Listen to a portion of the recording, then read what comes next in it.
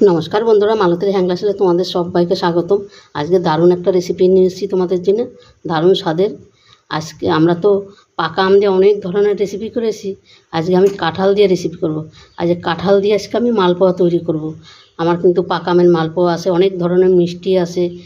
এই কাঁঠালগুলো নিচে আমার এই কয়েকটা কাঁঠালেই হয়ে যাবে আমি যতটা করব। কিন্তু যেই আমরা আমের মাপটা নেই সেই একই মাপ, তোমরা যদি বেশি কম করো সেই বেশি কমের মাপটা আলাদা, সেটা তোমরা মাপ বুঝে নেবে। দেখো এই ভিতরের দানাগুলো কিন্তু আমি সব বাদ দিয়ে এই যে কালো যেটা এই নোংরাটা আমি বাদ দিয়ে এগুলো পুরো পরিষ্কার করে আমি মিক্সিতে পেস্ট করে নিয়ে আসছি।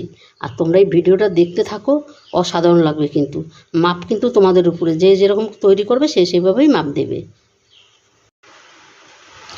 বন্ধুরা দেখো, ব্যাটারটা কিন্তু আমার যেরকম দরকার আমার ঠিক সেরকমই হয়েছে। আর এই কাঁঠাল দিয়ে বন্ধুরা দারুণ কিন্তু হয় এই কাঁঠালের মালপোয়াটা খেতে। এদিকে কিন্তু আমার তেলটাও গরম হয়ে গেছে, আমি এবার এক এক করে দিয়ে ভেজে নিচ্ছি।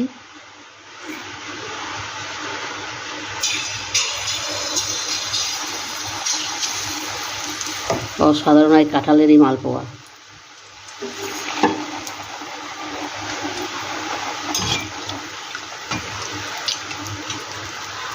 আর এটা বন্ধুরা যেরকম আমরা মালপোয়া তৈরি করি আমি কিন্তু সেরকমই করেছি।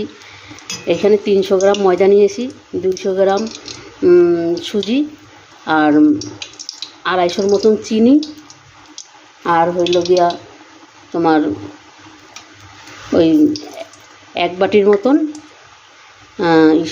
ওই কাঁঠালের রসটা নিয়েছি। আর তোমার কী বলবো, আর 2 বাটি দুধ নিয়ে 2.5 বাটি দুধ। তোমরা যেরকম নিবে সেরকমই এখানে দেবে, তাইলে কিন্তু খুব ভালো হবে।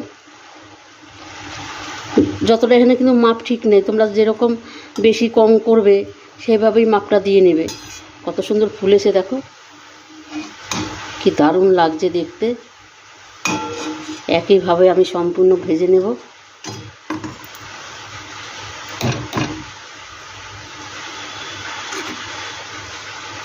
আর এখানে একটু তোমার এলাচ গুঁড়ো দিয়ে দিয়েছি, আর মৌরি গুঁড়ো করে দিয়ে দিয়েছি। আমি মৌরিটা একটু গুঁড়ো করে দিয়েছি।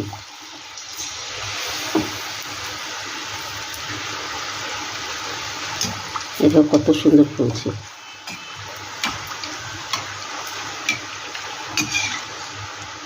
এই একইভাবে আমি সবকটা ভেজে নেব।